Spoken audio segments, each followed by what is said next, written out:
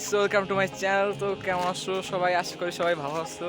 তো আজকে আমি পরীক্ষা দিয়ে এই যে বাড়ি যাচ্ছি।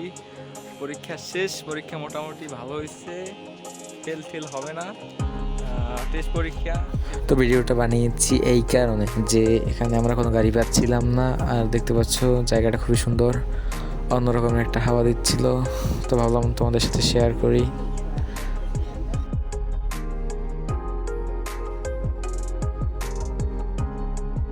তো এরপর আমরা একটা গাড়ি পাই এবং সেটা করেই অবশেষে আমরা বাড়ি পৌঁছাই।